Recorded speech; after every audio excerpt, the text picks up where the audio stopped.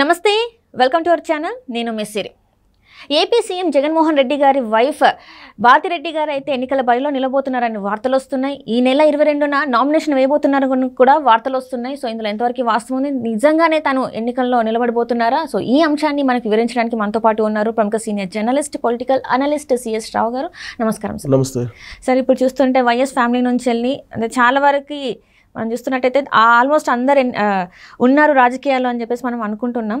ఇదే సందర్భంలో భారతిరెడ్డి గారి పేరు కూడా వినిపిస్తుంది. ఈ నెల 22న తను నామినేషన్ వేయబోతుంది, ఎన్నికల్లో నిలబడబోతుంది అని చెప్పేసి మనకి వార్తలు వస్తున్నాయి. ఇందులో వాస్తవం ఉందంటారా సార్?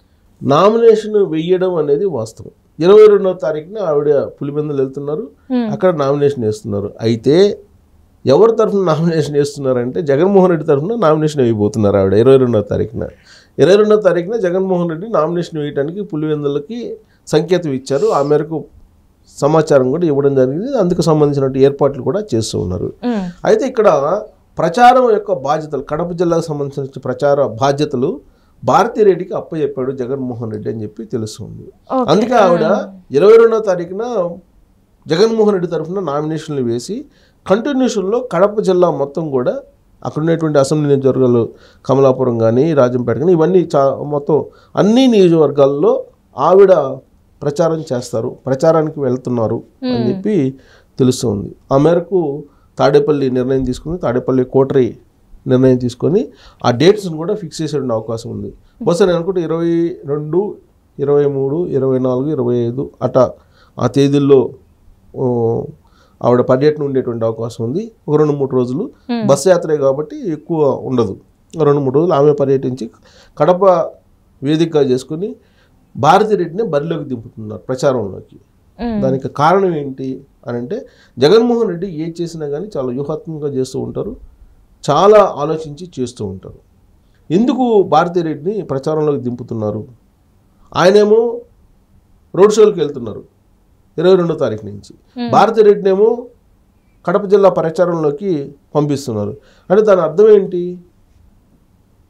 ఇప్పుడు కడప జిల్లాలో ప్రధానంగా కనిపిస్తుంది ఆయన మీద Vivekananda Reddy murder case. Vivekananda Reddy murder case, murder చేయించినటువంటి వాళ్ళని పక్కన పెట్టుకొని ఆయన ఉన్నారు. పక్కన పెట్టుకొని ఉన్నటువంటి ఈ సీఎం మనకు అవసరమా? సొంత చెల్లెలను రోడ్డున పడేసినటువంటి జగన్మోహన్ రెడ్డికి మీరు ఓట్లు వేయొద్దని చెప్పి షర్మిల అలాగే సునీత చెబుతున్నారు. గత వారం రోజుల నుంచి కడప జిల్లా మొత్తం కూడా వాళ్ళు ప్రచారం చేస్తున్నారు. కడప ఎంపీగా కాంగ్రెస్ పార్టీ తరఫు నుంచి అభ్యర్థిగా ఎవరు పోటీ చేస్తున్నారు? షర్మిల పోటీ చేస్తున్నారు. సో ఇప్పుడు షర్మిల ఓటమి కోసం, షర్మిలని ఓడించాలని చెప్పడం కోసం భారతిరెడ్డి అక్కడ ప్రచారం చేయడానికి వెళ్తున్నారు. తన బావ కోసం, గెలిపించడం కోసం, అవినాష్ రెడ్డిని గెలిపించడం కోసం ఆమె బరిలోకి దిగుతున్నారు, ప్రచారంలోకి వెళ్తూ ఉన్నారు. సో ఈ పరిణామం గతంలో ఎప్పుడూ లేదు. అందులోనూ వివేకానంద రెడ్డి మర్డర్ అనేటువంటి అంశం చుట్టూ కడప జిల్లా రాజకీయం మొత్తం ఈసారి తిరుగుతుంది. 2019లో ఇదే వివేకానంద రెడ్డి మర్డర్ని చూపించి సానుభూతి పొంది జగన్మోహన్ రెడ్డి ముఖ్యమంత్రి అయ్యారు. ఆ రోజున జగన్మోహన్ రెడ్డి ఏం చెప్పారు? చంద్రబాబు నాయుడు, బీటెక్ రవి, ఆదినారాయణ రెడ్డి వీళ్ళు కలిసి ప్లాన్ చేసినటువంటి మర్డర్గా దాన్ని క్రియేట్ చేశారు. ప్రజలు నమ్మారు, సానుభూతితో ఓట్లు వేశారు. ఉత్తరాంధ్రలోనేమో కోడికత్తి కేసుని కోడికత్తి సంఘటనని క్రియేట్ చేశారు. అక్కడ అది రాయలసీమలో వివేకానంద రెడ్డి మర్డరు. ఈ రెండింటిని చూపించి సింపతి గెయిన్ అయ్యి 2019లో ఆయన అనూహ్యంగా గెలవడం జరిగింది. ఈసారి అసలు నిజాలు తెలిసిపోయింది. ప్లస్ జగన్మోహన్ రెడ్డి చెప్పినటువంటివి ఏవైతే ఉన్నాయో, మద్య నిషేధం కానీ, ప్రత్యేక హోదా కానీ, రాజధాని కానీ, ఇవన్నీ సిపిఎస్ రద్దు కానీ ఇవన్నీ చాలా అంశాలు ఉన్నాయి. వాటిలో పూర్తిగా మాట తప్పాడు, మడమ తిప్పాడు, పచ్చి అబద్ధాలు ఆడారు అని చెప్పి ప్రజలకు తెలుసు. సో ఇలాంటి నేపథ్యంలో కడప జిల్లా రాజకీయాలు మొత్తం కూడా వివేకానంద రెడ్డి మర్డర్ చుట్టూ తిరుగుతున్నటువంటి క్రమంలో అసలు వివేకానంద రెడ్డి మర్డర్ వెనుక అవినాష్ రెడ్డి, ఆయన తండ్రి భాస్కర్ రెడ్డి ఉన్నారని చెప్పి షర్మిల అలాగే సునీతారెడ్డి చెప్తున్నారు. అప్రూవ్గా మారి వాంగ్మూలం ఇచ్చినటువంటి దస్తగిరి అక్కడ పోటీ చేస్తున్నారు జై భారత్ పార్టీ తరఫు నుంచి. అదేనా? జై భీమ్ పార్టీ, జై భీమ్ భారత్ పార్టీ తరఫు నుంచి ఆయన పోటీ చేస్తున్నాడు. అతనేం చేస్తూ ఉన్నాడు?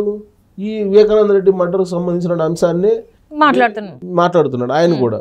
ఆయన తాజాగా ఎన్నికల కమిషన్ కంప్లైంట్ చేశారు. ఏంటి వివేకానంద రెడ్డి మర్డర్ అనేది నేనే చేశానని చెప్పి నా మీద అభియోగాలు మోపుతున్నారని చెప్పి షర్మిల మీద సునీతారెడ్డి మీద ఇద్దరి మీద కంప్లైంట్ చేశాడు అతను. సో నేను ఇచ్చినటువంటి వాంగ్మూలాన్ని బేస్ చేసుకుని వీళ్ళు ఇది మొత్తం చెప్తున్నారు. సో ఇది ప్రచారంలోకి రాకుండా మీరు జాగ్రత్త చూడండి అని చెప్పి ఒక కంప్లైంట్ ఎన్నికల కమిషన్ దగ్గర ఉంచడం జరిగింది ఆయన. ఇలాంటి పరిస్థితుల్లో ఇప్పుడు రేపు భారతిరెడ్డి ఎంటర్ అవుతున్నారు. భారతిరెడ్డి ఎంటర్ ఏం చెప్తారు? సేమ్ ఇదే వివేకానంద రెడ్డి మర్డర్ గురించే చెప్పాలి కదా. ఇదంతా అసలు భారతిరెడ్డికి తెలిసి వాళ్ళ బావకి తెలిసి బావ అవినాష్ రెడ్డికి తెలిసి జరిగిందని చెప్పి షర్మిల చెప్తున్నారు. సునీతారెడ్డి కూడా అదే చెప్తుంది. ఇంట్లో ఉండే వాళ్ళే చంపేశారని చెప్పి తెలియటంతో తట్టుకోలేకపోతున్నాను నేను. ఇంట్లో ఉండేటువంటి దొంగలని పట్టుకోలేకపోయాం. ఇంతకంటే దుర్మార్గులు ఎవరైనా ఉన్నారా? ఇంతకంటే ద్రోహులు ఎవరైనా ఉన్నారా? సొంత చెల్లెల్ని రోడ్డును పడేసినటువంటి వాళ్ళు రాష్ట్రంలో ఉండేటువంటి అక్క చెల్లెలకి అందరికి నేనున్నానని చెప్పి చెప్తూ మోసం చేస్తున్నారు. ఇంతకన్నా మోసకారి మరొకడు ఉండు, ఇంతకన్నా అబద్ధాల కోరు ఇంకొకరు ఉండు అని చెప్పి వాళ్ళు ప్రచారం చేస్తూ ఉన్నారు. భారతిరెడ్డి పేరు కూడా తీసుకొస్తున్నారు. సో ఇలాంటి పరిస్థితుల్లో ఇప్పుడు షర్మిల అలాగే సునీతారెడ్డికి కౌంటర్ ఇవ్వడానికి భారతిరెడ్డి మాత్రమే సరైనటువంటి పర్సన్ అని చెప్పి జగన్మోహన్ రెడ్డి ఆమెని రంగంలో దింపుతున్నారా? ఆమెని ఎన్నికల ప్రచారంలోకి దింపి గెయిన్ అవ్వాలని చెప్పి చూస్తున్నారా అనేది క్లియర్గా అర్థమవుతుంది. సో భారతిరెడ్డి ఒక్కళ్ళే దానికి కరెక్ట్గా సరిపోతారని చెప్పి ఆమెను దింపుతున్నారని చెప్పి క్లియర్గా అర్థమవుతుంది. పైగా భారతిరెడ్డి మీద డైరెక్ట్గా కంప్లైంట్స్ ఆరోపణలు చేశారు షర్మిల గారు మాట్లాడారు, అలాగే సునీతారెడ్డి. సో వీళ్ళిద్దరికి కౌంటర్ ఏ విధంగా ఇస్తుంది భారతిరెడ్డి అనేది పెద్ద ఆసక్తికరమైన అంశం. అందుకే భారతిరెడ్డి స్పీచ్ కోసం, భారతిరెడ్డి పర్యటన కోసం అందరూ ఆసక్తిగా చూస్తున్నటువంటి సిచ్యువేషన్ కనిపిస్తూ ఉంది. సో 22వ తారీఖున పులివెందుల్లో నామినేషన్ వేస్తాడు ఎమ్మెల్యే అభ్యర్థిగా. ఎవరు? జగన్మోహన్ రెడ్డి. అక్కడి నుంచి ప్రారంభించి ఆమె ఎలాగో ఇడుపులపై వెళ్తారు. ఇడుపులపై వెళ్ళి మాంగారి ఆశీస్సులు తీసుకొని ఎవరు? రాజశేఖర రెడ్డి ఆశీస్సులు తీసుకొని బస్ అక్కడ కూడా విజయం వస్తారేమో కోడల్ని ఆశీర్వదించడానికి. ఆల్రెడీ కూతుర్ని ఆశీర్వదించి పంపించారు, కొడుకుని ఆశీర్వదించి పంపించారు. ఇప్పుడు కోడల్ని కూడా ఆశీర్వదించి కడప ప్రచారంలో పంపిస్తారా, లేదంటే కోడలతోటి విజయం కూడా ప్రచారంలోకి వస్తారా అనేది కూడా ఇంకొకటి ఆశ్చర్యకరమైన అంశం. మనకి ఏదైనా జరగచ్చు, వైఎస్ ఫ్యామిలీలో ఏదైనా జరగచ్చు. ఇప్పుడు కోడలు అత్త ఇద్దరు కలిసి ఏమన్నా వచ్చి ప్రచారం చేస్తారా అనేది కూడా చూడాలి. సో అలాంటప్పుడు షర్మిల సునీతారెడ్డి ఏం చేస్తారనేది కూడా ఇప్పటికే ఆల్రెడీ అక్కడ విమలారెడ్డి అనే ఒక ఆవిడ బైబుల్ పట్టుకొని తిరుగుతూ ప్రచారం చేస్తున్నారు. రాష్ట్ర వ్యాప్తంగా బైబుల్ పట్టుకొని తిరిగి వైఎస్ఆర్ కాంగ్రెస్ పార్టీకి అనుకూలంగా ప్రచారం చేస్తున్నారు. ఎన్నికల కమిషన్ కూడా మీద కంప్లైంట్ వెళ్ళింది.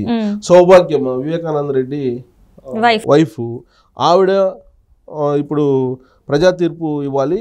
వివేకానంద రెడ్డిని మర్డర్ చేసింది అవినాష్ రెడ్డి అలాగే భాస్కర్ రెడ్డి చేయించినటువంటి వాళ్ళు కాబట్టి వాళ్ళకి ప్రజా కోర్టులో శిక్షించాలని చెప్పి ఆవిడ చెప్తుంది. సో దీనంతా వెనుక భారతిరెడ్డి ఉన్నారని చెప్పి ఆవిడే చెప్తున్నారు, అనుమానిస్తున్నారు. ఇలాంటి పరిస్థితుల్లో ఒక రసవత్తరమైనటువంటి రాజకీయ ప్రచారాన్ని మనం భారతిరెడ్డి రూపంలో త్వరలో 22వ తారీఖున మనం చూడబోతున్నాం. Right sir, right. Thank you so much sir. Thank you.